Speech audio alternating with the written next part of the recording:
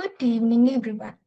It is with great pleasure that I welcome you all to the Field Familiarization Program for the 24th batch of the Faculty of Engineering, University of Morato.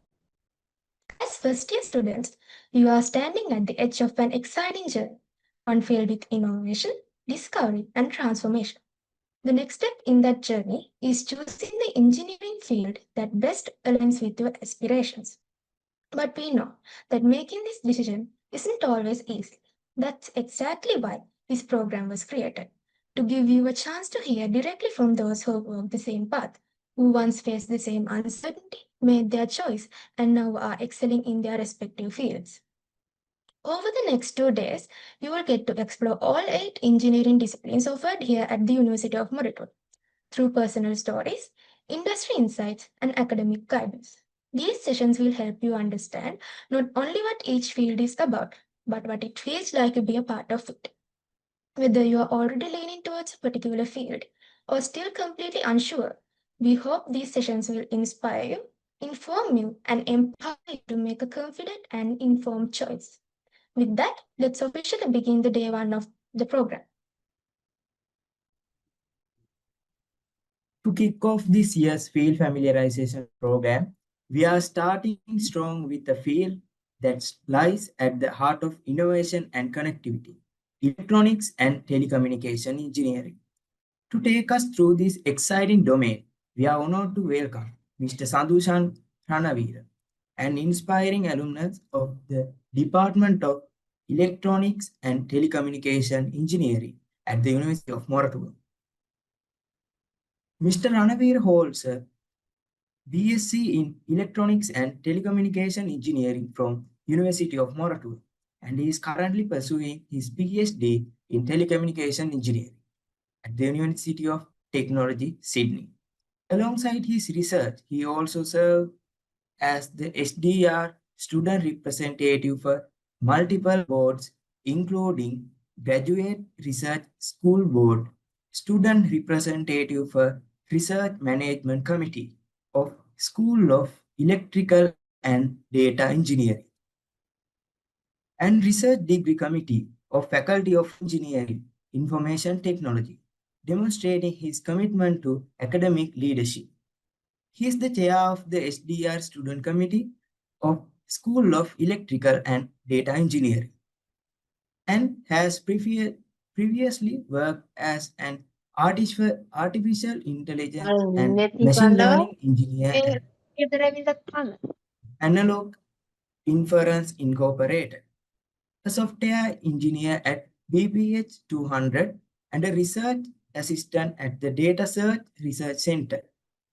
His journey also includes an internship at Pristine Solution and serving as the chairman of the IEEE Communication Society student branch chapter at University of Moratuwa. With experience spanning research, industry, and international academia, Mr. Ranavira is here to share his insights into the evolving world of telecommunications, signal processing, and beyond. Let's warmly welcome Mr. Sandushan Ranavira to the session.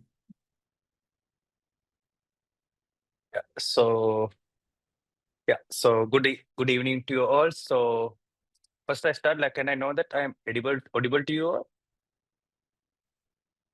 Yes, I am. Yeah. So thank you for that. Let me share my slides. So for some reason if my voice start to break or something, just let me know because I'm joining with 2 devices here. Sometimes connection tend to break. So I hope it says stable. So yeah. So basically, this session I will in a first I would say 20 to 25 minutes. I will go through some kind of brief introduction to the electronics and telecommunication engineering department, and then I will provide some answers to the question that you raise via the platform that has platforms that will be shared with the organizers, with you all. I saw there are several questions that are appealing questions that I need to answer. And also in the meantime, you can use the chat to provide the answer. And and provide you chats to send you questions. And also, I think there is some platform you can put your questions in. I think you can put it to that as well. But I prefer if you are coming up with a question now in the session, you can put to the chat, because I have my another device in my site of my computer, so I can just see the chat from here. I can easily answer your questions. So before we so to begin with, I will just start with what is a Bachelor of Science of Engineering degree, or in short, like what is a bachelor degree, right? Because before going to the field selection, you need to know that what is actually a bachelor's degree gives you, or actually what should be your motive, or what should be the objective of studying a bachelor's degree. So then on, because if you get like understand that one, I think most of the questions like regarding to the bachelor's degree going to be disappeared from yourself, because you think, because there are some misconceptions about field selection and possible pathway. Like some may feel that it is a kind of concrete choice about the career. I will explain it to later. Like before we going into the, like I explained that what is the bachelor degree is, I would like to know your opinion on the bachelor's degree. So what do you think is a bachelor degree really is? If someone can put the answer to chat to unmute and answer, I think that would be great. So in your opinion, so what do you think that bachelor degree is? Kind of like say one sentence, because I think before we start, I think I would like to be this interactive and we can do a nice chat.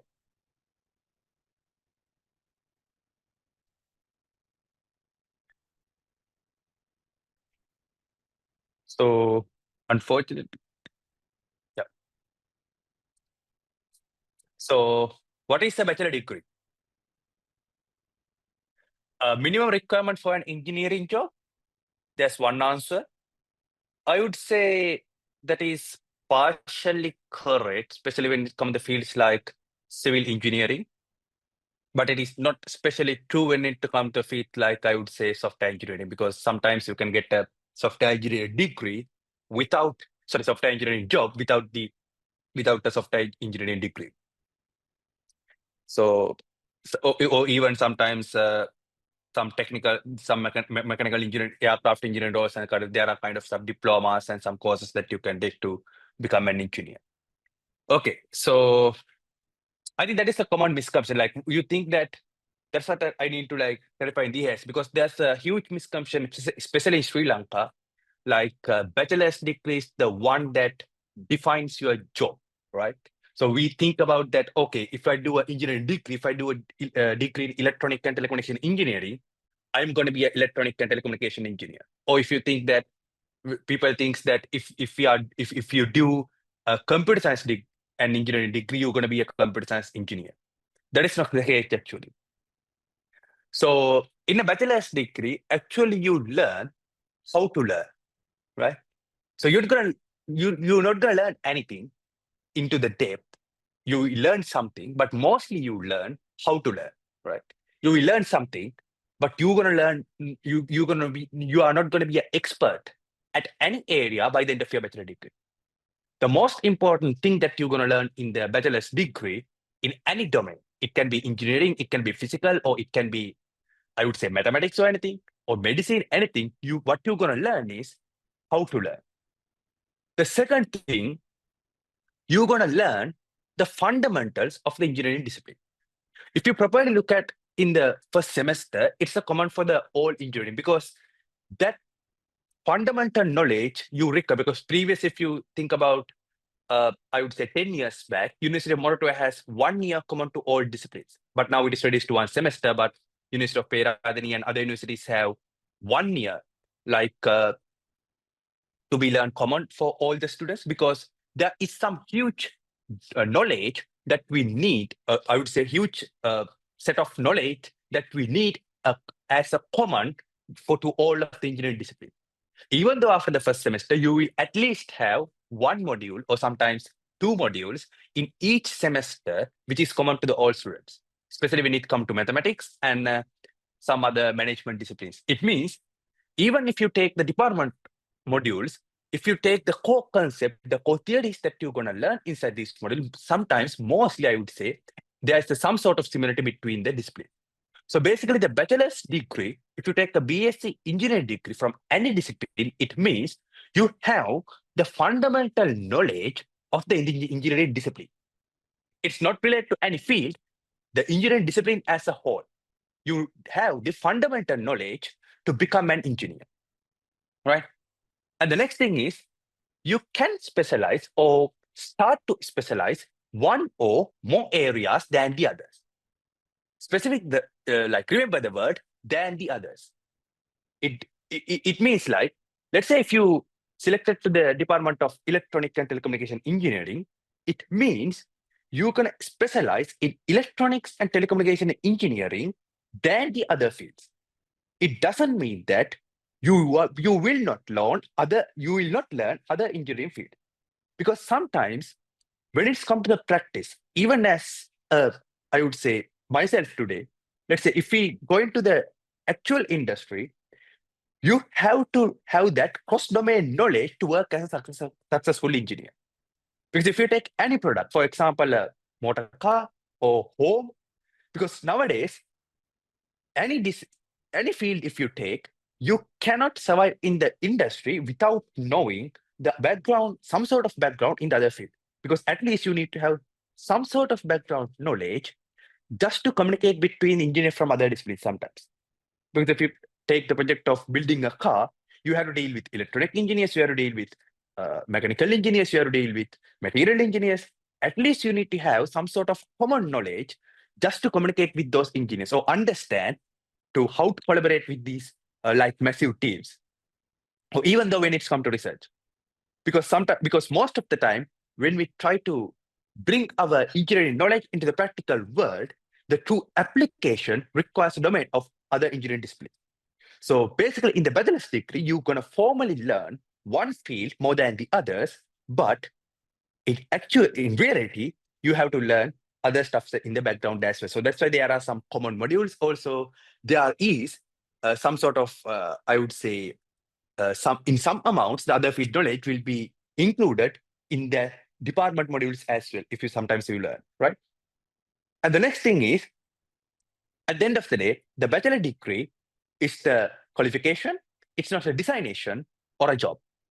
It means getting a Bachelor of Science of Engineering degree doesn't guarantee you an engineering job title, right? Because job is a different story. The Bachelor of Science of Engineering degree gonna be one line in your CV.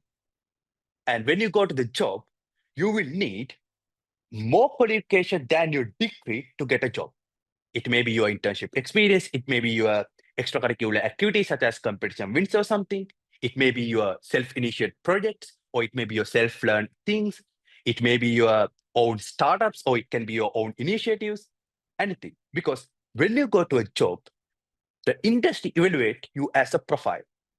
In your profile, the bachelor's degree is the educational qualification. But more than that, you need to have some hands-on experience, you need to have some soft skills, communication skills, language skills stuff, and you need to have some sort of, I would say, teamwork skills. Those kind of things you need to build as a profile, because that is the one that's going to land you a job. Because no company hire you to write exams, right? Because if you take, at the end of the day, towards these 4 years, you will write about 24 exams.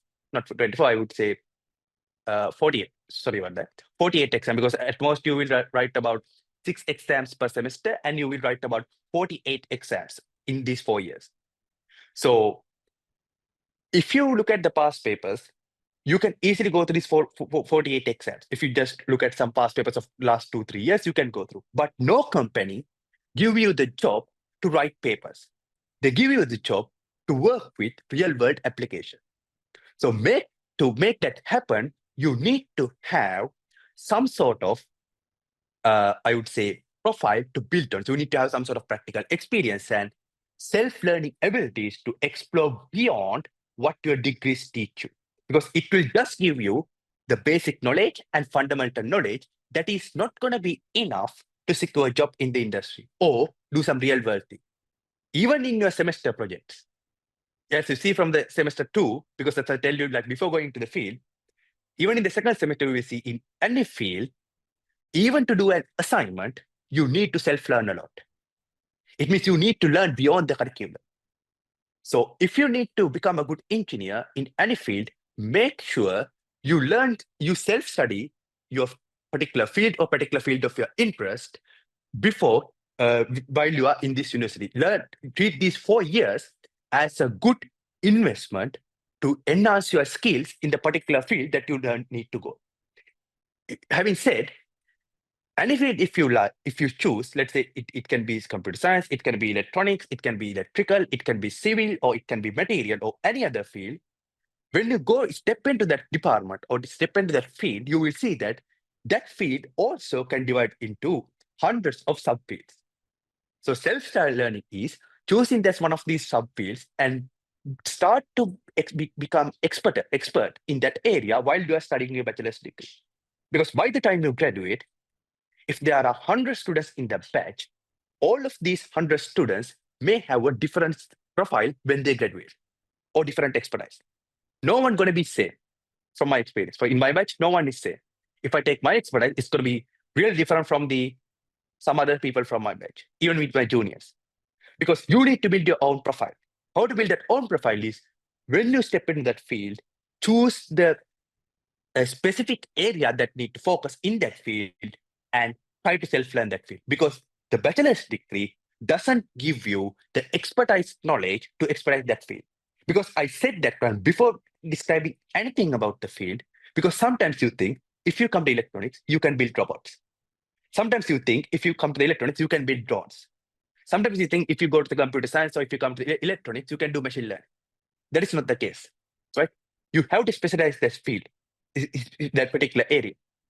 The degree does give you some sort of background knowledge, some sort of, I would say, fundamental knowledge to, like in set of the broad areas that bundled into a certain, I would say, department or some departmental or specific study stream.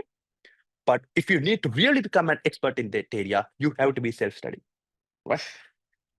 So, okay, now let's see as an overview what type of like that small areas or small subfield that we have inside the electronic and telecommunication engineering, right? So as an overview, we can divide the electronics department in kind of a two, I would say, two areas, right? If you go to electronic engineering, you can take basically 2 tracks. First, you can, if you like to hands-on experience, that I put some image on that you have some work with some breadboard and some sort of hardware stuff. If you like to do some hardware stuff, you can either specialize in some for electronics area, or you can specialize in some robotics area, or you can focus on some sort of embedded systems, or you can focus on UAVs, drones, or that kind of thing. Basically, if you like to work with the hardware. And also, it is not my thing as well, because as a person, I don't like to work with hardware. So for those kind of people, you can select the track where you can focus on some sub areas like signal processing. Also, you can focus on telecommunications or machine learning or cybersecurity, where you can deal with more algorithmic and theoretical stuff than the hardware stuff. So there are like 2 areas, because in those, again, like if you go to the electronics, you can further divide into further categories. I'm not going to too much detail into that one. As an overview, there are 2 tracks. Because there are one question that I see from the chat as well, like what kind of mindset you have to come into the ENTC department. It means either you need to like to work with hardware, or if you are willing to work with more theoretical and mathematical and statistical stuff related to these fields, because that's why I put these words here. You can just Google and see what are these actually does.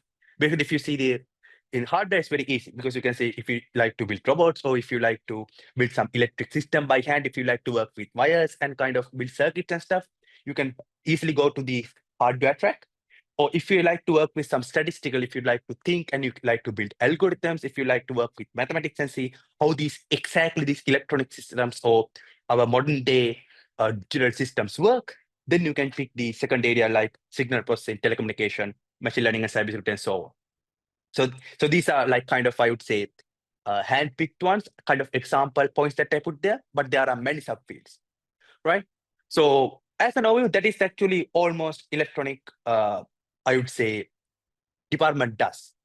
And also, if you come to the electronic department, recently, I think the most, I would say, most important place that you can look to the information is you can go to the electronic club's website, and you can see there are some also the Department of Electronics and Telecommunication has a YouTube channel as well.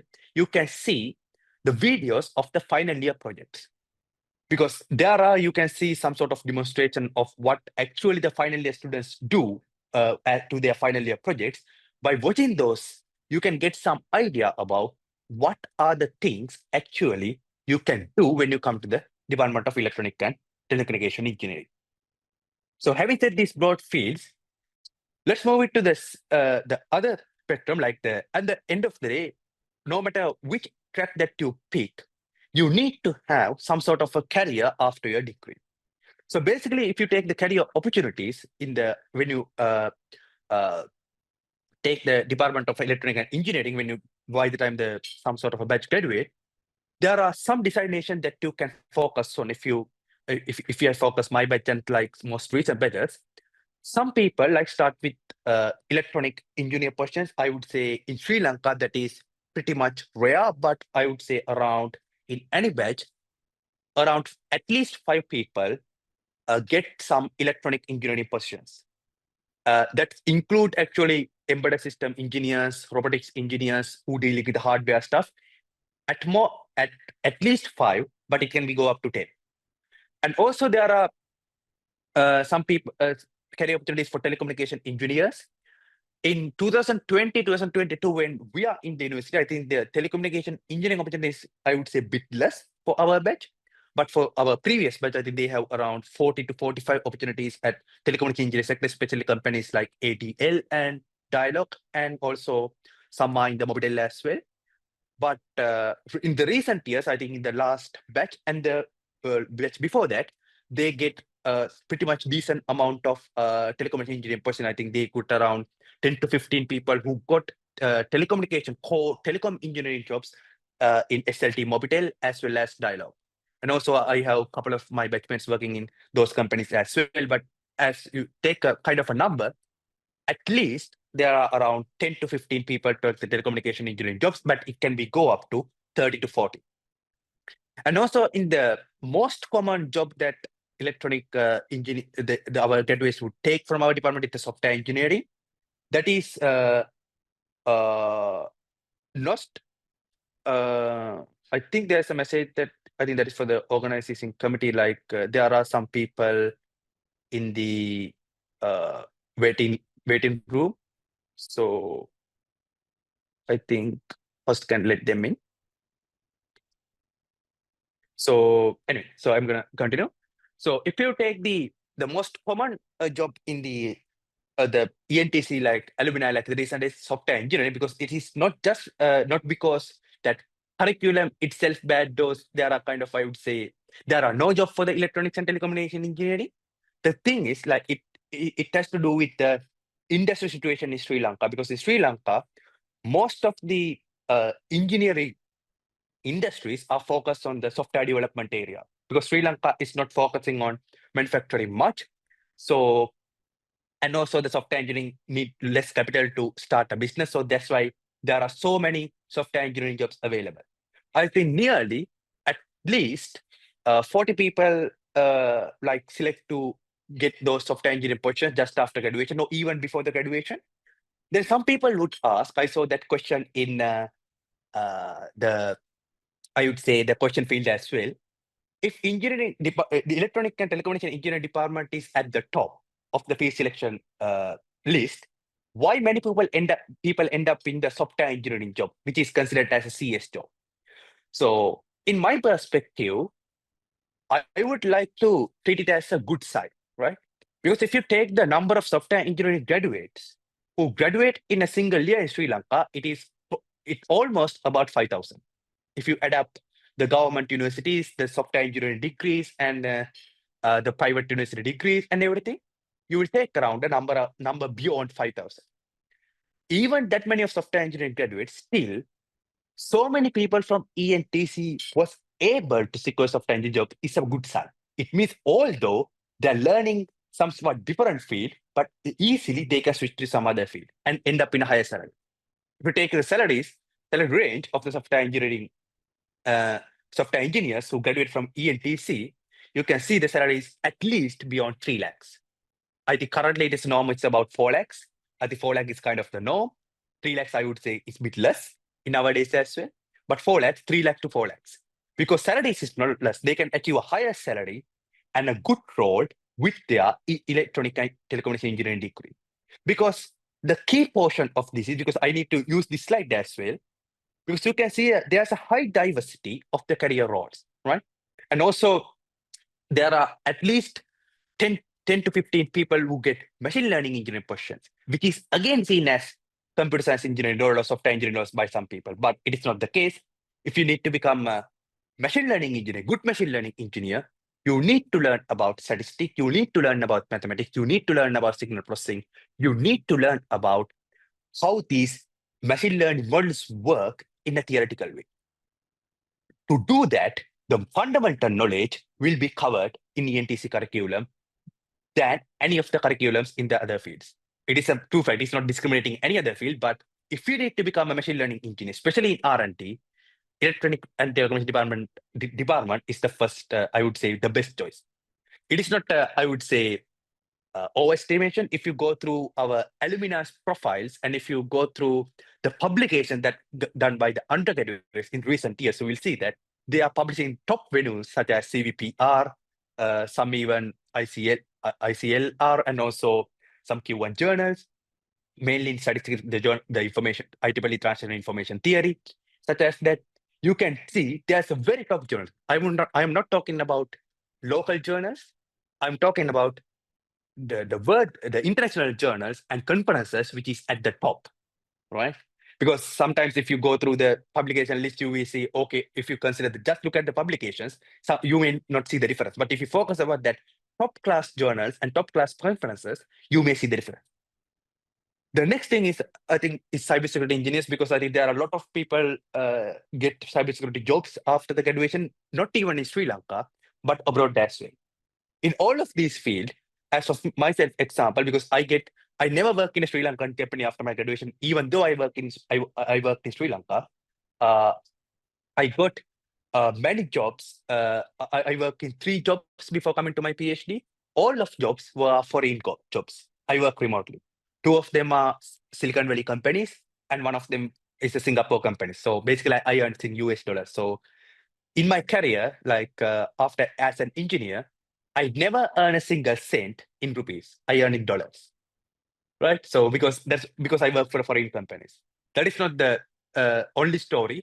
If you take about the engineering ENTC graduates, I think at least 20 to 30 people who have the same story, because some have like straight away go abroad for the job, or some work remotely for foreign job and earn in dollars.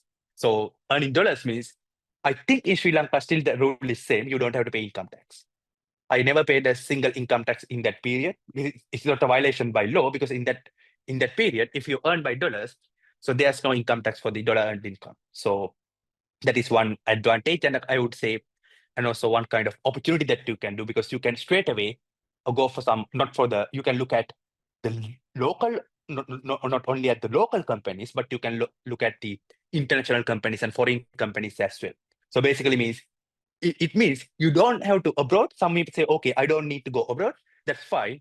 You can work remotely while residing in Sri Lanka to a foreign company, because there are a lot of opportunities if you study the ENTC curriculum.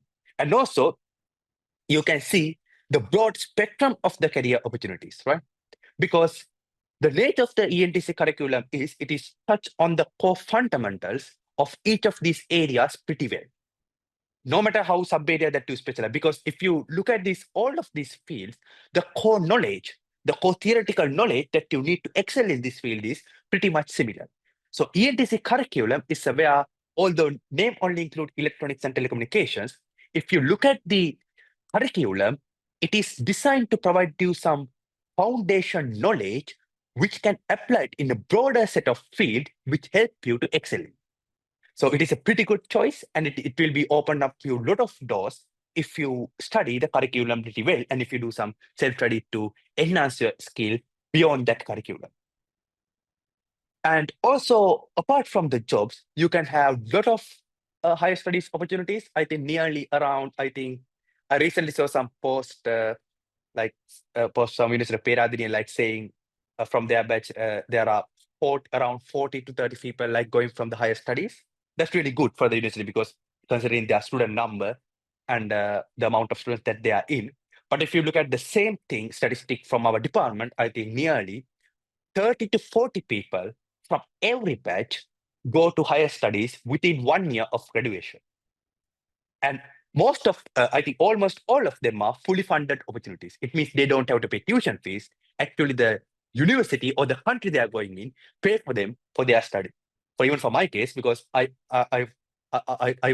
came here for a full scholarship.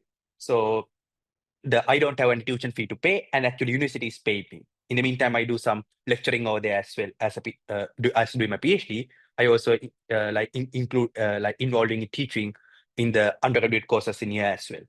So there are a lot of opportunities because you can see if you take the higher studies spectrum, there's more variety than the industry spectrum. Because if you take the industry spectrum, because right after bachelor's, it is somewhat limited. It is the global norm as well. If you go abroad as well, if you take some high-end institutions such as MIT, right after your bachelor's, there's very limited career opportunities that you can go in as an industry role. Especially, it is more restricted when you graduate from Sri Lankan university, because if you take the university ranking, University of Morocco is nowhere near top 1,000 here, right? So, which you have to compete with the global people to get the top-notch engineering job. But if you consider the higher studies spectrum, people are everywhere. Because I think from our batch, I think we have people from Princeton University, USA, and Harvard, and you name it, like any university. Like also we have students in uh, University of Manchester, and also we have colleagues in EPFL, we have colleagues in KTH, we have colleagues in Ololu. If you take the countries, we have US, Switzerland, Finland, England, Australia, Singapore, and you name it. Any country that we can take, I think within our batch alone, we have around, uh, we have, around 40 students who go to the higher studies. And also from our junior batches, the number is same. I think even if you get the batch just graduated, I think it's already nearly around 10 people who secured higher study positions. Some even before the graduation, there are some people that, let's say, face the last exam today, and the next day they go abroad for their PhD or their job, or there are some sort of research assistantship role in the university. So there are very broad spectrum. If you take, because there are some people who doing their PhDs in computational biology, it is, I would say, somewhat very different from ENTC, but they secure a fully funded opportunity to do their PhD. And also there are some people who does PhDs in mathematics. I don't think we have one in our batch, but the biggest option, or biggest, I would say, the example that I can give you is Dr. Uday Jaitre. He's graduated from Electronic and Telecommunication department, and he going to do the PhD in mathematics and become a professor in mathematics. And I think there are another 3 of them in mathematics department right now. I don't remember the exact names, but there are a few other people who do the same.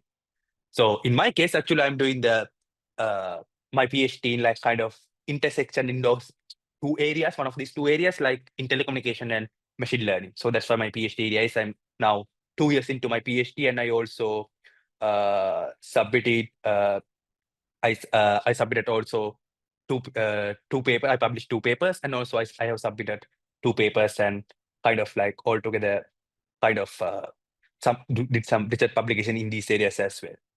So that is on the higher study spectrum. And there's one question coming up. For higher studies in cybersecurity, is it recommended to go through ENTC or CSC? Okay, so in my perspective, I think both would work fine if you consider the cybersecurity in a broader perspective, right? If you come into the electronics, it will give. There are some recently introduced very good modules, especially from the Dr. Subodha in cybersecurity area. There are, I think, two modules in nowadays. I think it is more than that now. So it will cover the most of the basics of cybersecurity into a good extent, especially for a bachelor degree program. And I am not much sure about CSC curriculum, but I guess if you focus about the security of operating systems and softwares, CSC would provide more of a software engineering and I would say operating system perspective to that subject area than the ENTC curriculum. But if you come to the ENTC curriculum, it will provide you more of a theoretical understanding that how those fundamental principles of that cybersecurity work, especially encryption, hashing, and stuff. So basically, I would say it is two areas. It depends on what is the type of research that you are focusing on. If you're focusing on much more theoretical research, or if you're focusing on much more theoretical innovation or theoretical contributions, then I think ENTC would be the good place. But if you're more focusing on applications and you are not caring about theoretical, then you can go to CSC.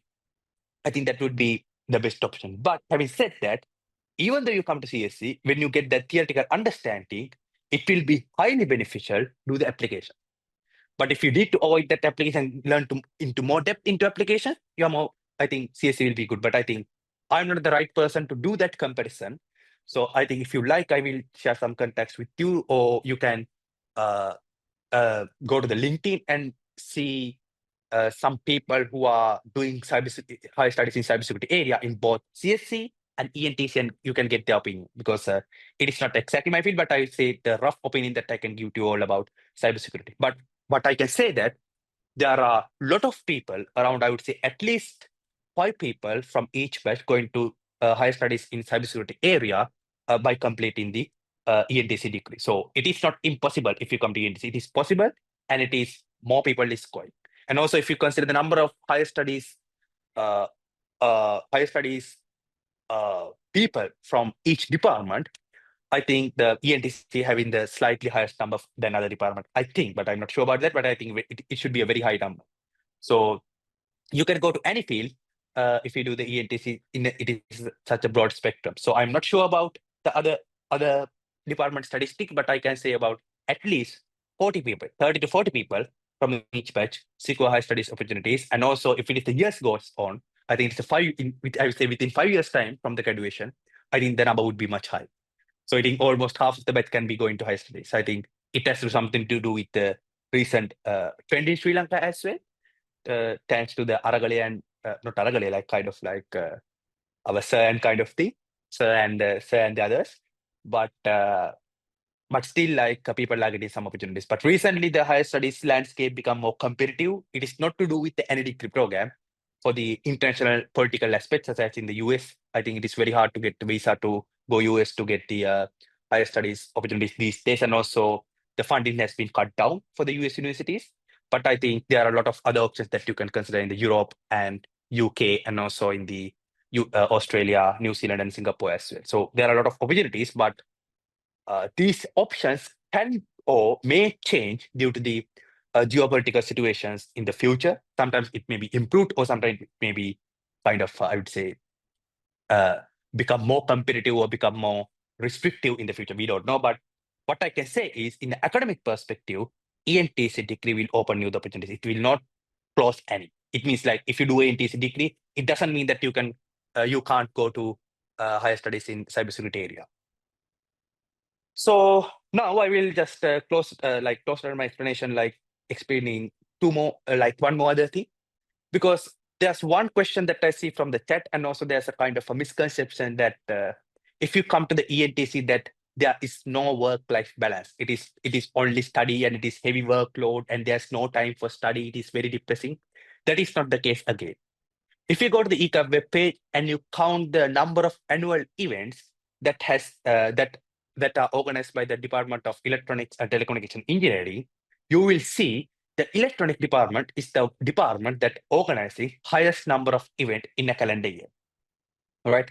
If you can see the first image is actually from the event called Abida. I would say that is kind of I think that will be probably the most thrilling and most, I would say, enjoyable, entertaining event of the university in the entire year, because it is kind of an event that from the start to end you cannot stop laughing. It's very creative and very enjoyable, and also pretty much fun event as well as the organizers, and also the actors and performers, as well as to the audience as well. So you can go to the Abhinav YouTube channel and watch some videos, and you can see how creative they are and how creative talents inside those EATs. So if they are stressful, or if there's no room for entertainment or no room for work-life balance, there you cannot come up with these creative ideas. If you are like if the students in the ENTC are stressed. And also the one other notable event is SLRC, that is the I think first robotic competition in Sri Lanka, established in I think 2010 or something. Now it is continuing each and every year. It has inter-university competition, and also it has some school level competition as well. I think some of you have participated in that competitions as well. If not, just go to the SLRC Facebook page and see the videos and stuff, see how thrilling they are. So how ENTC is going to contribute to the society, especially we are the school level competitions and workshops. And also there are some programs called eCare, and also uh, some robotic workshops conducted by from across the island. So you can see those details in the eClub Facebook page and the EATC website. And also the second one is actually it is from the Expos exhibition. It is done in 2019 when we were there. It is kind of mini Exmo, right? That Expos exhibition is only second to the Exmo exhibition. Actually, it is kind of you can see it is lively broadcast in YouTube, and it has live stream on even TV, and it has uh, multiple lot of exhibits in the department. Actually, you cannot finish watching in a single day. And again, it is organized by only from the electronics and telecommunication department. It is kind of a departmental event, but it is only second to Exmo. And that is actually the photo we take after the organizing that event. There are, I think, 3 badges are there. Not 3, I think it's 4 badges are there, because I think when we doing that time, I think the last graduating batch is also inside the university. So we have 4 batches there. So you can see it's pretty much enjoyable. It's kind of more of a family inside that ELTC there. And also these is some pictures from our batch. So the first pic which actually we taken to before we go into our internships, and also the second picture is actually we take when we go into our first batch trip. And this is actually our Expos exhibition. And sorry, this is our SLRC competition that we organize. And this is actually that we called actually I cannot get the exact name. I think it is Excalibur, not Excalibur. I think it is the kind of gathering that we organize. I cannot remember the exact name of that event, unfortunately. So it is kind of that get together that organized for our batch. I think if you go to the electronic department every year, you will have that event. Unfortunately, I cannot recall the name. So, and this is actually the last pic that we take our batch photo day.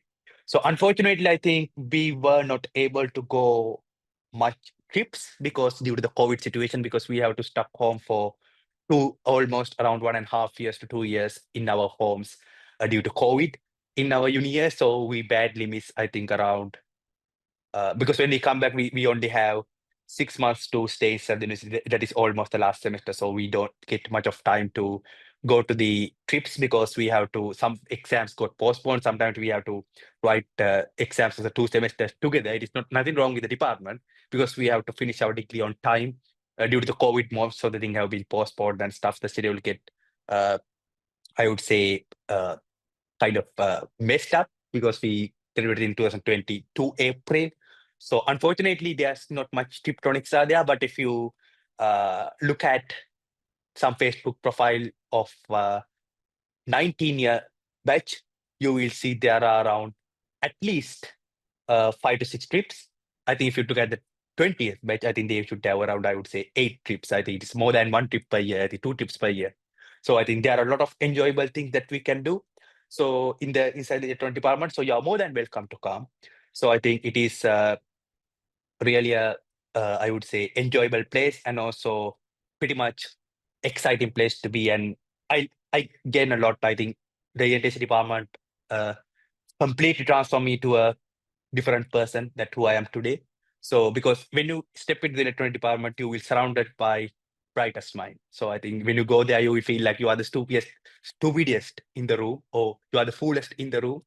But that is in a good. It is in a way that it is good, because if you step into the electronic department, the people that surround you, if you take a international journal publication, the Q1 publication or top conference publication, it is not a big thing. It is like everyone has it. International competition, when it's again like everyone has it. It is not specialty there. So it is a pretty much good place to be, because it will push you to achieve your best. So it is kind of like having the cream of the cream of the cream of the nation kind of thing. It is having a pretty much uh, talented people, and it is also a very helpful place as well. So no one is left behind. So in our batch, even including myself, we have 5 to 6 people who conduct cookies for the subjects. Every time there are some subjects, because there are sometimes the subjects come from like management subject, like none of us have no idea about what that subjects are. So then there are some people who do SIMA exams, and they step up and help us to go through those subjects. So it is kind of like, I would say, more supportive environment. It is, I would say, advanced, and curriculum is bit uh, heavy, but the environment is suitable for that. You can quickly grow, and you can have a lot of support from your peers, your lecturers. They are super friendly, and they are mostly young. And I would say, from the personal perspective, like as people, like they are really good. I think they are not pressurizing you. They are very supportive. They are always there to help you to achieve your best inside the department and achieve good career. So, and also alumni is super friendly. If you reach out to any NTC alumni, they kind of have some sort of chronic get. So sometimes you may talk to them in the first time, but still, if you say you are from electronics, then they will talk to you. Oh, okay, chronic again the Malli and මොකක්ද වෙන්න ඕනේ. This it is a very friendly thing. It's kind of a very bond there between kind of like the Tonic alumni as well. They are very supportive, and they are always willing to help for their juniors, and also us when some Tonic junior reach us, then we will look at in the some more supportive way. Even if you are look at if you are like coming to even here, like in UTS, like if you are applying for PhD, and some if you are coming from Tonic department,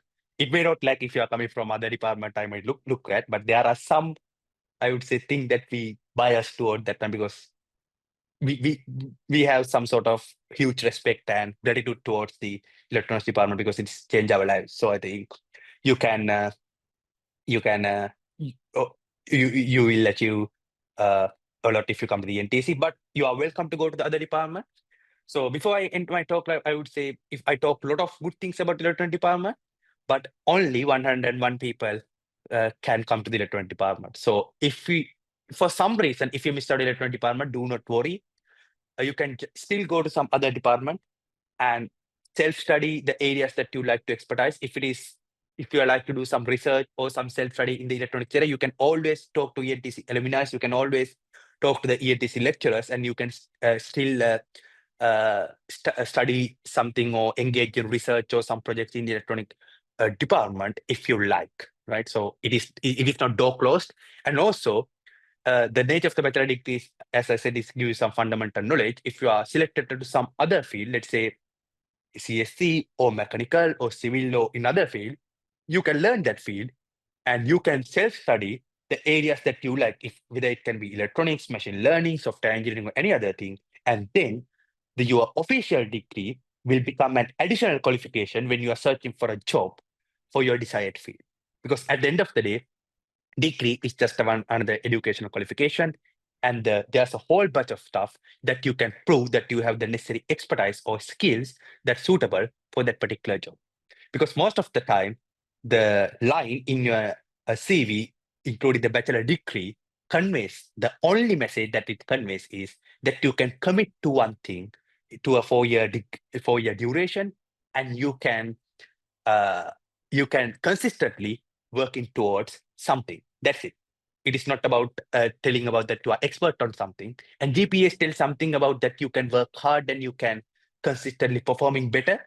But even though if you have a lower GPA, but if you have a lot of practical expertise and self-initiated projects and you have something to showcase your talent, something tangible, right? You can say without telling, machine learning, you can share some sort of 1 or 2 GitHub repositories where you self-initiate, even a simple project, some hands-on project, then that interview panel may convince that you can do something practical. You are not that you are not showing off some paper qualifications. You have actually the talent. Because when you go to the industry or even higher studies, what matters most is your skills rather than how many paper qualifications that you have.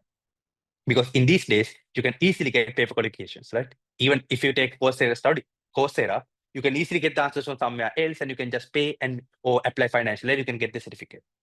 That is not the thing. What matters most is your skills. Even though if you get a job from a paper qualification, if you don't have skills, you will struggle. So choose your field wisely.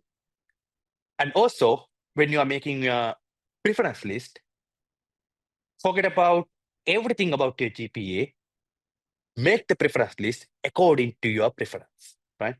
It is not that think about your GPA. If you are like very like EATC, just put it at the top. Don't think that if your GPA is not enough, you will not get that one. Because preference list is you have to order your preference. Then GPA is the selection criteria. If you prepare your preference list in a proper way, you will get the highest desirable field for you according to your GPA, right? Because the preference order has nothing to do with your GPA. That's order. Let's say you like ENTC. Let's say I use some English letters. You like the field A most, B, C, D, and so forth. Let's say you don't have enough GPA to go to the field A, B, and C, but still you can go to the field D, which is your fourth most liked field, right? So it means according to your GPA, you can get the best option for you if you make the preference order correctly. So forget about GPA when you are creating a preference list and do not take it as a burden. So you can start from now, looking at the field, just take a preference order, don't wait till the result, and make your preference list stress-free. And if you have to talk to me about anything regarding ENTC or field selection, you are feel free to contact me via these contact details or here my WhatsApp number. And also you can reach me via Facebook or LinkedIn. So, or even if you like, you can email me, but I prefer if you can WhatsApp me, then I can reply to you. Yeah, that's it from my side. So if you have any questions, I think you can ask now. I think I answers most of the questions that you asked previously along the way. If you have any question that you can put in the chat. Yeah. So there's any questions, I think you can put it in the chat or you can just unmute your mic and ask. Thank you very much, Mr. Santoshan Ranavira, for that insightful session and for engaging with our audience. Before we proceed, we will now open the floor for Q&A session. We'll start with some questions that were shared with us earlier. And while we go through those, please feel free to raise your hand or drop any new questions in the chat for Mr. Ranavira about the field, his personal experiences. Yes. So yeah, so I think did you share questions somewhere here or I have to go to the link? We are sharing it on the screen here. Yeah. So then I can see that. Yeah. Oh, if I like designing and principal technologies behind computer hardware, should I select ENTC or CSC? Very straight answer, ENTC. Google and other sources say I should CSC, but I don't say department put a consider effort into hardware. Foreign programs want to have CSC and electronics degree. Straight answer for that question is ENTC. So because for giving you a perspective in semester 5, in nowadays, I think in the newer curriculum, I'm not sure about the exact semester that you have that that subject. We have to learn the building blocks of the processors and the one assessment that we have to build the processor on FPGA. So I think we have to build I think in our days, we have to design a processor for matrix multiplication using multi-core processor for matrix multiplication, which is exact same architecture that followed by NVIDIA GPUs. Because NVIDIA GPUs is like small cores to perform matrix multiplication, and they have a lot of them. So what we have to do with that assignment is we have to design a multi-core processor with flexible number of cores to perform large matrix multiplication in a distributed way using multi-cores, right? So I can straight away tell that in the ENTC curriculum have the modules which give you the hardware aspect and their implementation aspect of these processors, process, especially when it comes to RISC-V or some what are the instruction set architectures and how their memory works and how their hardware implemented. Everything, I think, it is covered in a very nice way. And if you search for the profiles of Dr. Ajit Pascual and Dr. Jayathu Samaravikram, I think there are two experts in the Sri Lanka right now. Actually, Dr. Pascual lead one team to build first ever processor, custom RISC-V processor, which can load a Linux operating system, I think around 10 years back. And it was a final year project of, it is a continuation of a final year project of our electronics and telecommunication engineering department. And that project has evolved to a huge company called Paragon Technologies. You can just go and search that company and see. For with all here been that said, the straight away answer for this question is you should choose through CS ENTC should be your first choice, and you can put your CSC as a second choice. It is still give you some background knowledge on that field, probably not much as ENTC, but it can be a good alternative if you haven't have enough GPA to go in there. So you don't have to disappoint. You can still learn important things in CSC, but this question asks, what is the best place that you need to go? I am assuming that you have, by this question and everything, that you have some sort of strong determination and some sort like you have huge confidence that you can go any of the two departments. So ENTC is the best, right? So if you are somehow got unlucky and not selected, don't worry. You can go to CSC and then you can probably contact some of those the two people that I mentioned, or you can probably self-study under their guidance, or you can probably contact me, so then I can refer you some resources to if you need really like to study in there. So then I can refer to some more people. So I think you can always like refer to like try to contact Dr. Pascual if you're really interested in that area. I think he's the best one to contact. Yeah. The next question. Oh yeah, I think there's some other question. I think in the previous one, I think I haven't answered. So foreign programs mostly have CS and electrical in the same degree. What should I choose, CSE, NTC, or in electrical? That's a really good question. Like in the foreign programs, they have something called in my university, actually, they have electrical and data engineering, or someone have electrical and electronic engineering. And also that is a good choice as well, because electronic and telecommunication engineering, I think one of the only place that I saw that degree in Sri Lanka, and also in the world, they have electrical and communication engineering, and also electronic and communication. Actually, I haven't seen a lot, but I think the nature of the curriculum ENTC, it gives a very unique perspective, and it's kind of a I would say deep, and it's kind of a wide.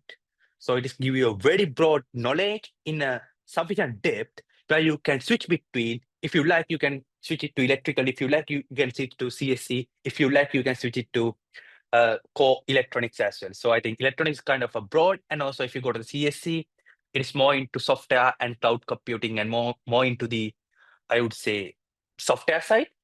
And if you go to the electrical, it's more into the power side. But if you go to the ENTC, you can treat it as kind of like all in one. It is not do much power electronics. It is not do much in like software programming. In I would say the operation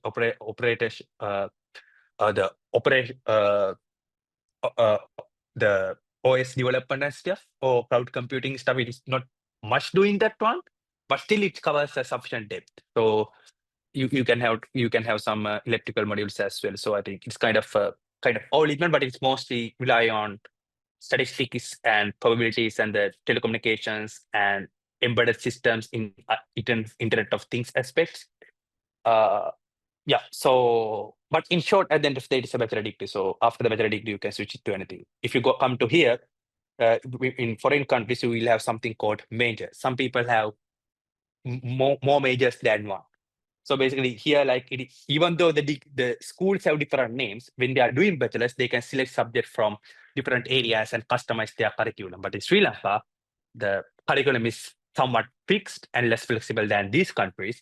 So then that's why you have that confusion, because in their degree is not tied to a school, it's degree tied to the university, where the students have the flexibility to create their own study schedules and their own curriculums, and choosing their intended majors.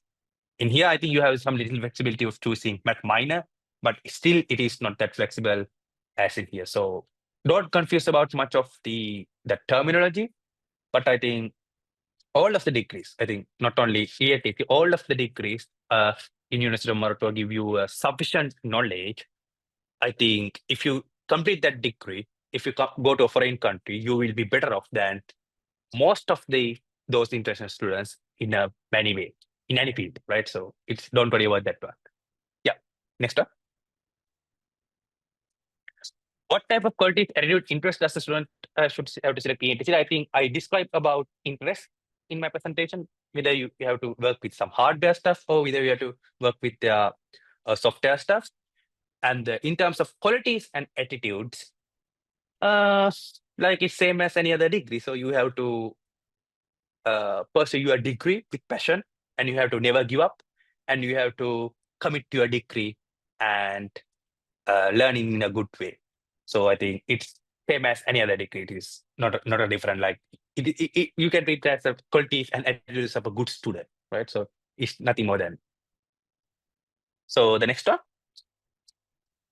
So I think I answered that question. I think if you even though if you do a CS, ENTC degree, you can go to a software engineering job or machine learning job, which is considered as CS job. But ENTC graduate can take higher salaries on that jobs as well. So they have opportunity because it is a good sign, right? It's not a bad sign. It's a good sign. Even though they are doing electronics, they can still capture a lot of jobs in the software field with higher salaries, competing with who uh, specialize in only software engineering. It means the ENTC degree gives you a very broad perspective where you can switch, where give you a lot of flexibility when it comes to the career, because you have a lot of option to pick rather than restricted to one or two fields. Okay, yeah. The next one. The next one. Why ENTC is the first place, even though salary is lesser than CSC, lesser opportunities for electronic jobs? I cannot agree with that one, because if you take the salaries of the ENTC people, they are not less. Actually, they are mostly on par with CSC or probably higher than that. Especially when it comes to mechanical engineering roles, I think the salaries are much higher. But having said that, if you look at the last years, uh, it is not discriminating either. If you see, even the CSC department, they have some students who have not got the jobs in the first round of career fair. So they have to go with two rounds of career fair. So I think in that case, I think I cannot agree with that. There's lesser jobs. Electronics, lesser jobs, I find, because it is nothing wrong with the degrees. It's the industry situation in Sri Lanka. But if you look at the international perspective, there are a lot of opportunities. In the salary range, I don't agree with the fact that ENT salaries are lesser. They are on par or higher most of the time. And yeah, so basically, and also the lesser job means even if you take the CSC job, you can see there are at least 10 students or 20 students who haven't got the job offer in the first career round. It is not very populated, but if you actually look at the fact, you may say it is a myth, like popularized by some people. It is not all, but by some people, right? Because sometimes some department do some dirty marketing and spread out those myths. And ENTC one is like kind of like stay silent, but I think it is a myth, I think, right? I don't like to comment on that one, like who does that thing you wrote, you may know what I am talking about, but it is a myth, right? So if you take the lesser jobs and the kind of like whether you will see the same amount of rate. If you get the stats of the last career fair between ENTC and CSC, you can see find the stats are basically the same. Because I look at the numbers myself, so they, yeah. How do motor guys do in entry jobs? So what are skill gaps? What the code graduate, the electronic graduate, and should have this, what type of the student that should not get into this field? In terms of any field, typically motor grads tend to perform better, especially if you go to the industry. If you see, if you are from CSC or ENTC, both department, I would say, you're going to see a huge difference from the people aren't from the our university or other different regions. Again, not a discrimination, but there's a huge gap. There are some good people, but in general, there's a huge gap. And what type of student that should not get to into this field piece, if you are not comfortable with mathematics, if you are not comfortable with programming, if you are not comfortable with working with hardware, please reconsider if you want to come electronics. And also, if you don't like to work with computers, and if you don't like to programming, and if you don't like to sit in front of a computer for some long hours, if you like to go outside, and you have to, if you like to work with some outdoor things, then electronics may not be the good place, right? So the thing that you need to consider is just if you are willing to work with some sort of a computer, and if you're like a statistic, and you can search from some jobs description, because I'm not going to go through every job. But in short, if you are not comfortable with working in front of a computer for long hours, then I think that's the most important thing that you need to consider, regardless if you're going to get this your CSC, because anyway, both of things that you have to work in front of a computer. If you are passionate in working outdoors, you can consider some field like civil, or if you are passionate in working some mechanical stuff, you can consider field like mechanical. So in short, if you are not comfortable with the career opportunities that field has to offer, don't go into that field. So even for the other field, it's applied the same, right? Okay. The next thing. I think I answered that one, I think, before. So anything? Salary. I'm listed in PhD, MSc, and the research. Want to know the job market in Sri Lanka and salary. If I do the job proper, get the degree properly, I think you will proper with ease, you will end up in salary more than 3 lakhs most of the time. You can go up to 5 lakhs or 6 lakhs, because my first salary is around, I would say around 5 lakhs. And then I go up to around 7.5 lakhs by the time I come to the PhD here. And also I got offer somewhere around, I would say 5,000 USD per month as well, which I turned down. But there are a lot of students, a lot of people that get pretty much higher salary working remotely for foreign jobs within our batch from our next batches as well. So you can easily get a good job. I think you can salary has no limit. If you find out the right opportunities and gain the right skill set, you can get a higher job, especially in electronics and CS field, because there are a lot of remote jobs available. If you are not going abroad, you can always choose to work from home. Yeah. Anything? How did you find internship in the third year? If you can please give us a little advice how to find some. For internship, I think it's not be much of a problem for ENTC graduates, because usually what is done is that department is offering some sort of internship kind of selection program, where you have some bidding procedure and you have some sort of lucky list procedure. So anyway, you have to get to apply at least 2 internships, and most of the time, I think almost 99% of the time, every student is guaranteed an internship in the third year. So you don't have to worry about that one. And also, apart from that program, you can also reach out to other companies and through LinkedIn and some other referrals to alumni and stuff. You can look for the internships. And apart from local internships, also you can focus on some research internship available in overseas, such as research internships, especially I think in Sydney. I think it's kind of becoming a Sri Lankan colony now for the internships. I think all in every year around 6 to 7 people come here. And also in Melbourne, there are around 6 to 7 people come here. So, and also there are some internship in UK, US, and also MSUI is a really gaining traction. They are started the Sri Lankan colony there. I think around 20 people around there right now. So it's not internship. They are doing some graduate research role as well. So there are a lot of opportunities internationally as well. So you can look forward to that as well. So there are If you choose to go local, you can talk to the companies and do stuff. If you are going for an internship, the easiest way is like find some research assistantship, so they will pay you something as well. It's not a huge amount, but it will be enough for you to cover the living expenses. So that's about the internship opportunities. I think I covered them all. Workload, I think it can be quite high, but you will adjust to that. It will increase your capacity as well. If you go through the ENTC curriculum and the degree, you can survive in any place.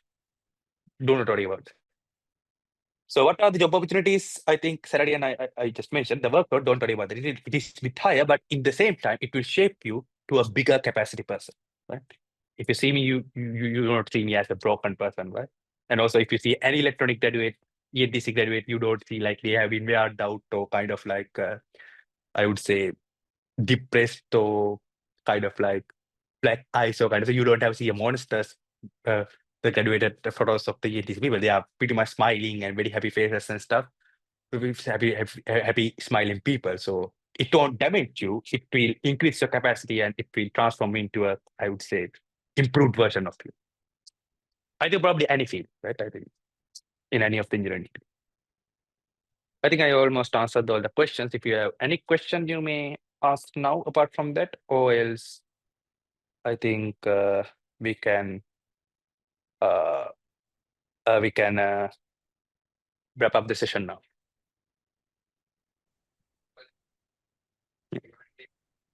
Thank you once again, Mr. Ranavira, for your valuable insights and for giving us a glimpse into the world of electronics and telecommunication engineering. Your journey and experiences have inspired us and set a strong tone for today's program.